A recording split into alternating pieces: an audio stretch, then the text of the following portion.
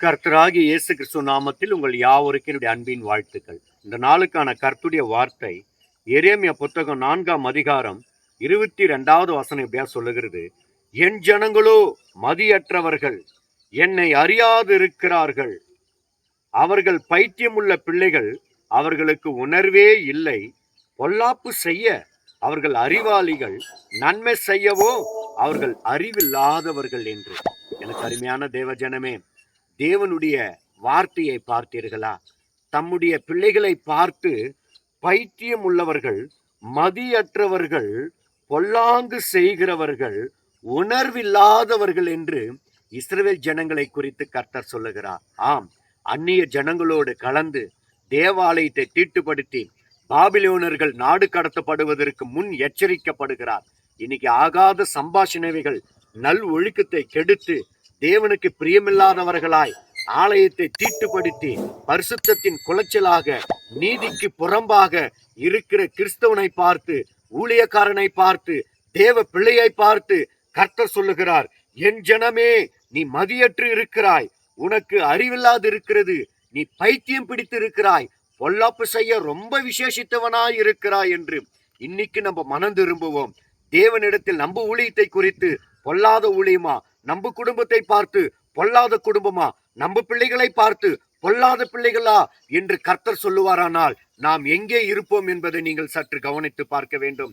இங்கே பாருங்க, என்னை அறியாதவர்கள், மதியற்றவர்கள், நன்மை செய்யவே அவர்களுக்கு தெரியல, பைத்தியம் உள்ள பிள்ளைகள் என்று. அந்நிய கலாச்சாரங்களை கடைபிடித்து தேவனுடைய ஆலயத்தை தீட்டுப்படுத்தி பாபிலோனர்களால் நாடு கடத்தப்பட்டு பாவத்தினாலும் சாபத்தினாலும் எருசலேமின் தேவாலயமும் எருசலேமின் ஜனங்களும் சிக்குண்டு அழிந்து போனார்கள். அதை பார்த்து தேவன் குமுறுகிறார், என் ஜனங்களே மதியற்ற காரியங்களை செய்யாதீங்கள் என்று. ஆகாத சம்பாஷணைகள் நல் ஒழுக்கத்தை கொடுக்கும். பிசாசுக்கு இடம் கொடுக்காதிருங்கள், உங்களை அவன் கெடுத்து போடுவான் என்று வேதம் சொல்லுகிறது. இன்னைக்கு அநேக ஊழியங்கள், அநேக திருச்சபைகள் பைத்தியமான திருச்சபைகளா இருக்கிறது. அநேக ஊழியங்கள் தங்களுக்கு சுய இச்சைகளின்படி ஊழியத்தை செய்து கொண்டிருக்கிறார்கள்.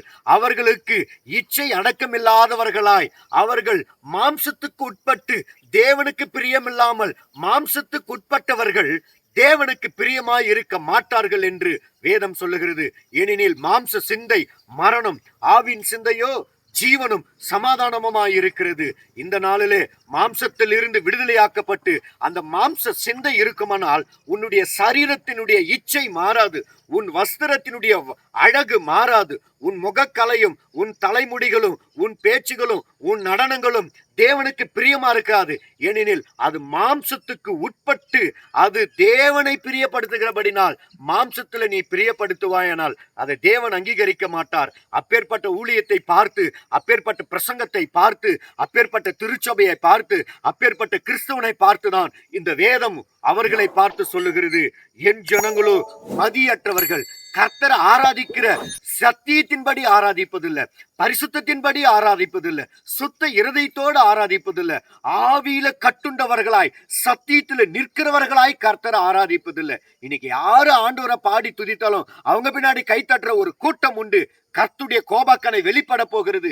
தேவன் எச்சரிக்கிறார், உங்கள் சாட்சிகளை கெடுத்து போடும்படி அந்தகார வல்லமைகளும் வானமண்டல பொல்லாத ஆவிகளும் இந்த பிரபஞ்சத்தின் லோகாதிபதிகளும் உங்களை கெடுக்கும்படி சுத்தி கொண்டிருக்கிறது. சத்தியத்துக்கு கீழ்ப்படியுங்கள். பைத்தியகார பிள்ளைகளாய் இருக்கிறவர்களே, மதியற்றவர்களே, பொல்லாதை செய்கிறவர்களே, இன்றைக்கு நன்மை செய்யப்படியுங்கள். கர்த்தரை தேடுங்கள், கர்த்தருடைய சமூகத்திலே உட்காருங்கள்.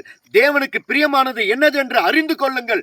கர்த்தருக்கு சித்தமில்லாததை விட்டு விலகி நன்மை செய்ய படியுங்கள் என்று கர்த்தர் பேசுகிறார்.